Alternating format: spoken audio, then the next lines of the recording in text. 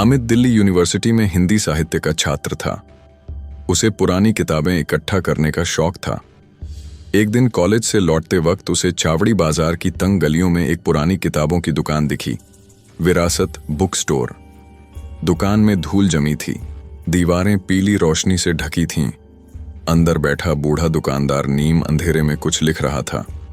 अमित ने चारों ओर नजर दौड़ाई तो एक पुरानी खाकी जिल्द वाली किताब दिखी। उस पर कोई नाम नहीं था। "ये किताब कितने की है?" अमित ने पूछा। बूढ़े दुकानदार ने बिना आंखें उठाए कहा, "ये अधूरी किताब है, इसे पूरा करोगे?" अमित को उसकी बात समझ नहीं आई।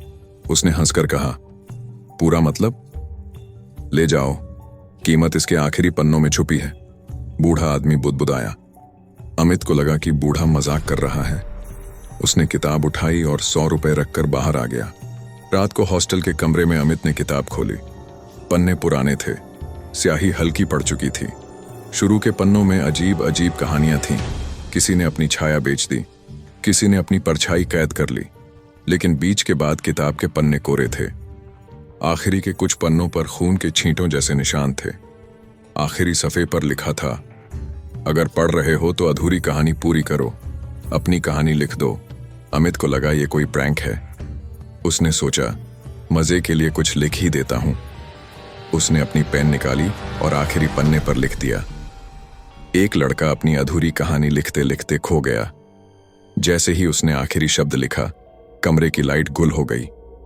खिड़की अपने आप खुल गई।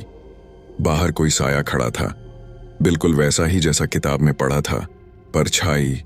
अमित ने घबराकर किताब बंद कर दी। अगले दिन से उसके साथ अजीब चीजें होने लगीं। उसे लगता कोई उसके पीछे चलता है। हॉस्टल के दोस्तों ने कहा, "पागल मत बन, कुछ नहीं है।" लेकिन हर रात कोई अदृश्य आवाज उसके कानों में कहती, "पूरा कर।" एक रात अमित ने कमरे में किताब को जलाने की कोशिश की, लेकिन किताब पर आग नहीं लगी। उल्टा उस किताब के कोरे पन्नों पर धीरे धीरे खुद ब खुद नए शब्द उभरने लगे, अमित के ही जीवन से जुड़े। उसके डर, उसके राज, वो बातें जो उसने किसी से नहीं कही थीं। डर के मारे अमित यूनिवर्सिटी की लाइब्रेरी गया। उसने पुरानी रजिस्टर ढूंढे। उसे पता चला कि वही बूढ़ा दुकानदार कभी इसी कॉलेज का प्रोफेसर था। उसने अधूरी किताब नाम की एक किताब लिखनी शुरू की थी, जो लोगों की कहानियां चुराकर खुद में कैद कर लेती थी।